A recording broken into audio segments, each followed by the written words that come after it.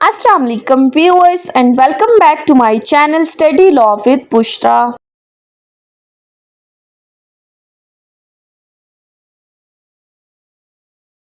So in today's video we are going to start chapter 5 of Election Act 2017. But before starting the discussion, I request you all to please subscribe to my channel and don't forget to press the bell icon for latest updates. Do share this video with your friends and don't forget to comment your feedback. So let's move towards the discussion. Chapter 5 of Election Act deals with the topic of conduct of elections to the assemblies कि assemblies के जो जितने भी elections होते हैं उनका क्या तरीकाकार होता है। लास्ट वीडियो के अंदर हमने अपने चैप्टर 4 को कंप्लीट किया था। आज की इस वीडियो में चैप्टर 5 को स्टार्ट कर रहे हैं जो कि स्टार्ट होता है सेक्शन 50 से। सेक्शन 50 बात करता है appointment of the district returning officer कि डिस्ट्रिक्ट रिटर्निंग ऑफिसर की तकर्री का क्या तरीकाकार है।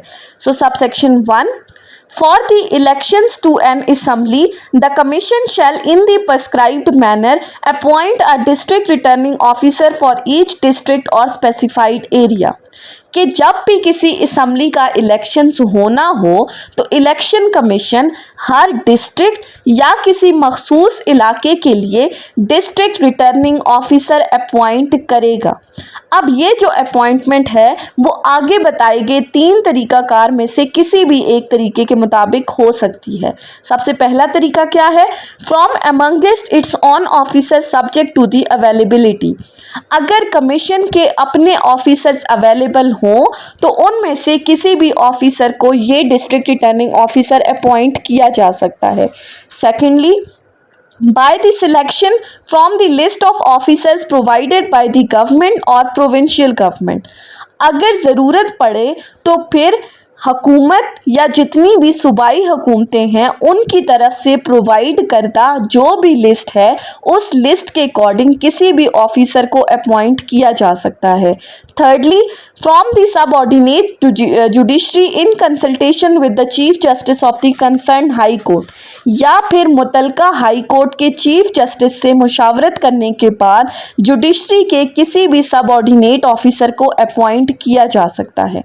Subsection 2 subject to the superintendent's directions and control of the commission, the district returning officer shall coordinate and supervise all the works in the district in connection with the conduct of election and shall also perform the duties assigned by the commission। Subsection 2 कहता है कि ये district returning officer election commission की निगरानी में और उनकी instructions के according under the control of election commission काम करेगा और अपने ज़िले में इलेक्शन से मुतालिक जितने भी काम हैं उनको परफॉर्म करेगा। और इसके अलावा अगर इलेक्शन कमीशन इसको कोई एडिशनल रिस्पॉन्सिबिलिटी देते हैं, कोई इजाफी जिम्मेदारी देते हैं तो वो उसको भी निभाएगा। सिंपली सेक्शन 50 ने क्या कहा कि इलेक्शन के दौरान हर ज़िले में एक ज़िम्मेदार ऑफिसर जिसको डिस्ट्रिक्ट रिटर्निंग ऑफिसर जो है कहा जाता है उसको अपॉइंट किया जाता है जो पूरे ज़िले में इलेक्शन की जितनी भी कार्रवाई है उसको देखता है। और इसकी अपॉइंटमेंट किस तरह से होती है? इलेक्शन कमीशन के अपने ऑफिसर्स में से या गवर्नमेंट की तैयार करदा लिस्ट में से किसी ऑफिसर को अपॉइंट किया जाता है या chief justice of the high court की कंसल्टेशन के मुताबिक जुडिशरी से किसी बंदे को जो है वो अपॉइंट कर दिया जाता है। उसके बाद आ जाती हैं सेक्शन 51 के ऊपर। सेक्शन 51 बात करता है appointment of returning officer and assistant returning officer. अब यहाँ पर returning officer or assistant returning officers की बात की गई है कि इनकी अपॉइंटमेंट किस तरह से होगी। अब हम ऑलरेडी डिस्कस कर चुके हैं कि रिटर्निंग ऑफिसर कौन है। रिटर्निंग ऑफिसर कोई भी ऐसा बंदा जो कि इलेक्शन की एडवर्टाइजमेंट से लेकर रिज़ल्ट तक के दरमियान के जितने भी इलेक्शन से रिलेटेड काम हैं उनकी तमाम जिम्मेदारियां इस बंदे के सर के ऊपर होती हैं। इसने उन तमाम कामों को जो है वो देखना होता है। Subsection 1 The commission shall in the prescribed manner appoint from amongst its officer or the officer of any government or corporation, autonomous or semi-autonomous bodies controlled by the government, or from the subordinate judiciary in consultation with Chief Justice of the concerned High Court, a returning officer for each constituency. अब इसमें कहा गया है कि election commission हर हलके के लिए एक रिटर्निंग ऑफिसर अपॉइंट करेगा। इसकी अपॉइंटमेंट किस तरह से की जा सकती है? वही तरीकाकार जो डिस्ट्रिक्ट रिटर्निंग ऑफिसर का है कि इलेक्शन कमीशन अपने ऑफिसर्स में से किसी को अपॉइंट कर सकता है, किसी भी सरकारी इदारे या हुकूमत के मातहत चलने वाली जितनी भी कॉरपोरेशंस हैं उनमें से किसी भी अफसर को जो है वो अपॉइंट कर सकता है, या फिर जो जुडिशरी के तहत जितने भी सबऑर्डिनेट ऑफिसर्स हैं लेकिन हाई कोर्ट के चीफ जस्टिस की कंसल्टेशन के साथ उनमें से जुडिशरी के किसी भी ऑफिसर को अपॉइंट किया जा सकता है। Subsection 2, a person shall not be appointed as returning officer for more than one constituency save in exceptional circumstances for the reasons to be recorded। अब सबसेक्शन 2 कहता है कि आम हालात में किसी भी एक शख्स को एक से ज़्यादा हलकों का रिटर्निंग ऑफिसर नहीं बनाया जा सकता, लेकिन अगर एक्सेप्शनल सर्कमस्टांसेस आ जाते हैं तो फिर एक से ज़्यादा हलके का रिटर्निंग ऑफिसर एक ही बंदा अपॉइंट हो सकता है, लेकिन उसके लिए रिटन रीजंस भी जो हैं वो रिकॉर्ड करनी होंगी। Subsection 3, The Commission may in the prescribed manner appoint from amongst its officer or the officer of the government, corporation, autonomous or semi-autonomous bodies controlled by government as many assistant returning officer as may be necessary।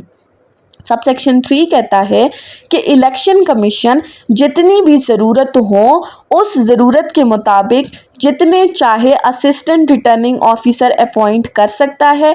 इनकी appointment किस तरह से होगी? Election commission अपने किसी officer को या फिर हुकूमत के किसी भी इदारे या इसके कंट्रोल में जितनी भी कॉरपोरेशंस हैं उनके किसी ऑफिसर को असिस्टेंट रिटर्निंग ऑफिसर के तौर पर अपॉइंट कर सकता है।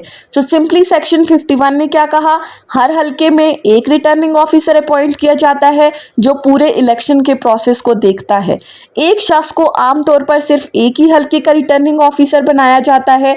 ज़रूरत के मुताबिक जितने चाहें असिस्टेंट रिटर्निंग ऑफिसर भी अपॉइंट किए जा सकते हैं ताकि वो इस रिटर्निंग ऑफिसर को हेल्प आउट करें। उसके बाद आ जाते हैं सेक्शन 52 के ऊपर। सेक्शन 52 बात करता है डेट्स ऑफ द अपॉइंटमेंट्स। अब जो ऊपर हमने बात की कि डिस्ट्रिक्ट रिटर्निंग ऑफिसर या रिटर्निंग ऑफिसर अपॉइंट किए जाते हैं, तो ये सेक्शन कहता है कि उनको कब अपॉइंट किया जाएगा। So the commission shall make the appointments under section 50 and 51 at least 60 days prior to the issuance of the election program, save for by-elections or in exceptional circumstances for the reasons to be recorded, in which case the election commission shall make the appointment simultaneously with the issuance of election program। कि election commission section 50 के according जो district returning officer appoint करता है और section 51 के according जो returning officer या assistant returning officer appoint करता है वो नॉर्मल हालात में इलेक्शन प्रोग्राम जारी होने से कम 60 दिन पहले करने होते हैं। यानी कि इलेक्शन शेड्यूल अगर जारी हो जाता है कि कब इलेक्शंस होंगे, किस किस हलके के इलेक्शंस होंगे, तो ये इलेक्शन शेड्यूल जारी होने से 2 महीने पहले ये तमाम अपॉइंटमेंट्स जो हैं वो मुकम्मल हो जानी चाहिए। लेकिन फिर साथ ही साथ बताया कि एक्सेप्शनल सर्कमस्टांसेस में क्या होगा कि अगर जो है वो बाय इलेक्शंस हो रहे हैं, ज़िमनी इंतखाबात हो रहे हैं, किसी वैकेंसी को फुल करने के लिए इलेक्शंस हो रहे हैं, तो फिर ऐसे गैर मामूली हालात में क्या हो सकता है कि इलेक्शन कमीशन इन अपॉइंटमेंट्स को इलेक्शन शेड्यूल जारी करने के साथ साथ भी कर सकता है, लेकिन ऐसी सूरत में वो रिटन रीजंस भी रिकॉर्ड करेगा कि डिले ऑफ द अपॉइंटमेंट क्यों हुई है। सो सिंपली सेक्शन 52 ने क्या कहा कि आम हालात में जो हमारे जनरल इलेक्शंस हैं उनके केस में इलेक्शन शेड्यूल जारी होने से 2 महीने पहले डिस्ट्रिक्ट रिटर्निंग ऑफिसर और रिटर्निंग ऑफिसर अपॉइंट होते हैं, लेकिन बाय इलेक्शंस के केस में इलेक्शन प्रोग्राम जारी होने के साथ साथ इन ऑफिसर्स को अपॉइंट किया जा सकता है। उसके बाद है सेक्शन 53। सेक्शन 53 बात करता है presiding officers and polling officers के प्रिजाइडिंग ऑफिसर और पोलिंग ऑफिसर्स की अपॉइंटमेंट का तरीकाकार क्या है और पावर्स किसके पास है। Subsection 1. A returning officer shall in the prescribed manner appoint for each polling station a presiding officer and the number of assistant presiding officer and polling officer from amongst the officers of any government or corporation, autonomous or semi-autonomous bodies controlled by any government to assist the presiding officer as the returning officer may consider necessary. अब इसमें कहा गया है कि हर polling station के लिए एक presiding officer और जितने भी ज़रूरी हों उतने असिस्टेंट प्रिजाइडिंग ऑफिसर्स और पोलिंग ऑफिसर्स अपॉइंट किए जाएंगे। इनकी अपॉइंटमेंट कौन करेगा? जो हमारा रिटर्निंग ऑफिसर है। ये रिटर्निंग ऑफिसर हुकूमत या उसके मातहत जितनी भी कॉरपोरेशंस हैं उनके किसी ऑफिसर को अपॉइंट कर सकता है, लेकिन ये तमाम काम जो है वो उसने प्रिजाइडिंग ऑफिसर की हेल्प के साथ साथ करना होगा, यानी कि उसके साथ मिलके उसने पोलिंग ऑफिसर या असिस्टेंट प्रिजाइडिंग ऑफिसर अपॉइंट करने होंगे।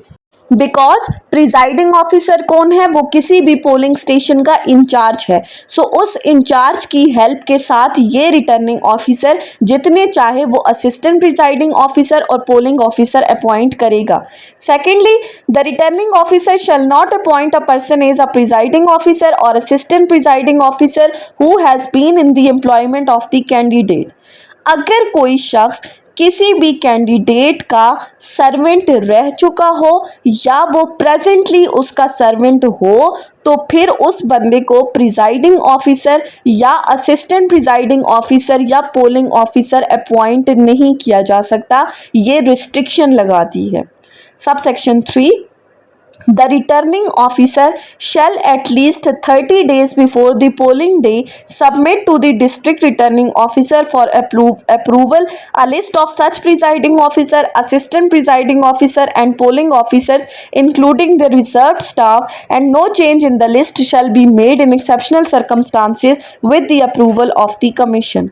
दूसरी बात की है कि ये रिटर्निंग ऑफिसर पोलिंग स्टार्ट होने से कम 30 दिन पहले जितना भी स्टाफ उसने अपॉइंट किया है, चाहे प्रिजाइडिंग ऑफिसर हैं, असिस्टेंट प्रिजाइडिंग ऑफिसर हैं या पोलिंग ऑफिसर हैं या कोई इजाफी लोग जो अपॉइंट किए हैं जो कि ज़रूरत के तहत काम आ सके, उनकी एक लिस्ट प्रिपेयर करके डिस्ट्रिक्ट रिटर्निंग ऑफिसर को अप्रूवल के लिए भेजना होगा।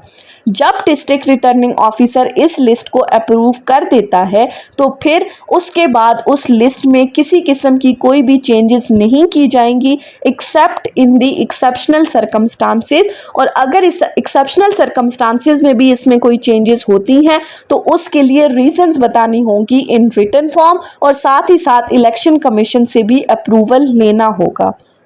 उसके बाद है subsection 4, in case of non availability of any member of the polling staff the returning officer shall appoint a substitute from amongst the reserve staff as approved by the district returning officer. अगर इन staff में से जो appointed staff है, अगर कोई polling officer उस polling के दिन अवेलेबल ना हो किसी भी रीज़न की वजह से, चाहे वो बीमार हो गया है या कोई भी और रीज़न है, तो रिटर्निंग ऑफिसर उस रिजर्व्ड स्टाफ में से किसी भी बंदे को अल्टरनेट इसकी जगह पर जो है वो अपॉइंट करेगा। लेकिन इम्पॉर्टेंट क्या है कि जिस बंदे को वो अपॉइंट कर रहे हैं वो ऑलरेडी उसको डिस्ट्रिक्ट रिटर्निंग ऑफिसर ने अप्रूव किया हो। सो सिंपली सेक्शन 53 ने क्या कहा कि हर पोलिंग स्टेशन के लिए रिटर्निंग ऑफिसर बाकायदा स्टाफ अपॉइंट करेगा। कोई भी ऐसा बंदा जो किसी भी कैंडिडेट का प्रेजेंटली या पहले भी मुलाजिम रह चुका हो उसको अपॉइंट नहीं किया जा सकता। पोलिंग स्टार्ट होने से 30 डेज पहले इन तमाम स्टाफ की लिस्ट तैयार करके डिस्ट्रिक्ट रिटर्निंग ऑफिसर को भेजी जाएगी इस लिस्ट में चेंजेस जो है वो सिर्फ एक्सेप्शनल सर्कमस्टांसेस में होगी और किसी भी स्टाफ की गैर मौजूदगी में मुतबादिल स्टाफ जो है वो रिजर्व्ड स्टाफ से ही अपॉइंट किया जा सकता है। उसके बाद आ जाते हैं सेक्शन 54 के ऊपर। सेक्शन 54 बात करता है ड्यूटीज ऑफ इलेक्शन ऑफिशियल्स। अब ये जो पूरा स्टाफ अपॉइंट हुआ है इनकी क्या क्या जिम्मेदारियां होंगी। सो sub section 1, a returning officer shall do all such acts and things as may be necessary for the effective conduct of the poll in accordance with the provision of this act, the rules and the directions of the commission। पहली बात, returning officer वो तमाम measures adopt करेगा जो कि election के process को transparent बनाने के लिए ज़रूरी हैं, और ये जितने भी मेजर्स वो अडॉप्ट करेगा ये सब इस इलेक्शन एक्ट के तहत रूल्स और इलेक्शन कमीशन की हदायत के मुताबिक होने चाहिए। Secondly, an assistant returning officer shall assist the returning officer in the performance of his functions under this act, subject to the condition imposed by the commission, and the control of returning officer exercise the powers of the returning officer। दूसरी बात की है कि assistant returning officer की मदद करेगा और assistant returning officer election commission की जो भी कंडीशंस हैं और रिटर्निंग ऑफिसर की निगरानी में रहते हुए रिटर्निंग ऑफिसर के इख्तियारात को इस्तेमाल कर सकता है और रिटर्निंग ऑफिसर को उसकी ड्यूटीज़ परफॉर्म करने में हेल्प आउट कर सकता है। Sub section 3, a presiding officer shall conduct the poll in accordance with the provisions of this act and rules, and shall responsible for maintaining the order at polling station, and shall report to the returning officer any incident which affects the fairness of the poll। तीसरी बात की है कि presiding officer polling station पर election का तमाम जो process है वो कानून के मुताबिक करवाता है और उसके लिए ज़रूरी है कि उस पोलिंग स्टेशन पर अमन व अमान की सूरत हाल को बरकरार रखना है। अगर कोई ऐसा वाक़या पेश आ जाए जिससे इलेक्शन की ट्रांसपेरेंसी या फेयर इलेक्शंस किसी भी तरह से अफेक्ट हो रहे हों तो वो फ़ौरन इस इंसिडेंट के बारे में रिटर्निंग ऑफिसर को रिपोर्ट करेगा। ये उसकी ड्यूटीज़ में शामिल है।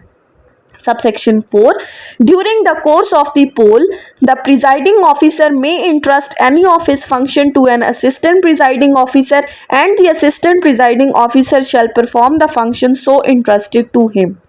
इसमें कहा गया है कि पोलिंग के दौरान अगर ज़रूरत पड़े तो प्रिजाइडिंग ऑफिसर अपना कोई भी काम, अपना कोई भी जो ड्यूटी है वो असिस्टेंट प्रिजाइडिंग ऑफिसर को सौंप सकता है और फिर ये असिस्टेंट प्रिजाइडिंग ऑफिसर उस प्रिजाइडिंग ऑफिसर की ड्यूटीज़ को परफॉर्म करेगा। नेक्स्ट है, the returning officer shall authorise one of the assistant presiding officer to act in place of presiding officer if the presiding officer at any time by the reason of illness or other cause not present at the polling station. इसमें कहा गया है कि अगर presiding officer बीमार हो जाए या वो किसी भी वजह से अपनी ड्यूटीज परफॉर्म नहीं कर सकता तो returning officer assistant presiding officer को इसकी जगह काम करने की इजाज़त देगा। Subsection 6, the returning officer may at any time during the poll for the reasons to be recorded suspend any presiding officer, assistant presiding officer or polling officer and make such alternate arrangement as he may consider necessary for the performance of the officer so suspended, whose matter shall be referred to the commission for initiation of disciplinary proceeding। इसमें कहा गया है कि अगर polling के दौरान कोई भी असिस्टेंट प्रिजाइडिंग ऑफिसर या पोलिंग ऑफिसर अपनी ड्यूटीज़ परफॉर्म ना करे या अगर कोई भी और मसला हो जाता है तो रिटर्निंग ऑफिसर इस ऐसे जो ऑफिसर है उसको सस्पेंड कर सकता है। सस्पेंड करने के बाद वो रिटन फॉर्म में रीज़न बताएगा कि इसको क्यों सस्पेंड किया है और इसकी जगह पर कोई दूसरे बंदे को अपॉइंट करेगा ताकि इलेक्शन के प्रोसेस को किसी तरह से अफेक्ट होने से बचाया जा सके। फिर इस सस्पेंडेड ऑफिसर का जो मैटर है वो इलेक्शन कमीशन को भेजा जाएगा ताकि इसके खिलाफ प्रोसीडिंग्स जो हैं वो इनिशिएट की जा सके। सो सेक्शन 54 ने क्या कहा रिटर्निंग ऑफिसर का क्या काम है? इलेक्शन का तमाम काम ट्रांसपेरेंट तरीके से कराना, कानून और इलेक्शन कमीशन की हदायत के मुताबिक। असिस्टेंट रिटर्निंग ऑफिसर क्या करेगा? रिटर्निंग ऑफिसर की मदद करेगा। बाज़ सूरतों में रिटर्निंग ऑफिसर की जो ड्यूटीज़ हैं वो भी परफॉर्म कर सकता है। प्रिजाइडिंग ऑफिसर पोलिंग स्टेशन पर वोटिंग करेगा और पीस की सिचुएशन को मेंटेन करेगा। सो ये थी हमारी आज की डिस्कशन सेक्शन 50 से सेक्शन 54 के ऊपर। नेक्स्ट वीडियो में हम सेक्शन 55 से ऑनवर्ड्स डिस्कस करेंगे। सो आई होप कि आपको ये लेक्चर समझ में आया होगा। अगर आपने इस वीडियो को अटेंटिवली सुना है तो अगर आपको ये वीडियो अच्छी लगी है तो इस वीडियो को लाइक करें, कॉमेंट करें और चैनल को ज़रूर सब्सक्राइब करें। Thank you so much for watching this video. Till then, अल्लाह हाफिज़।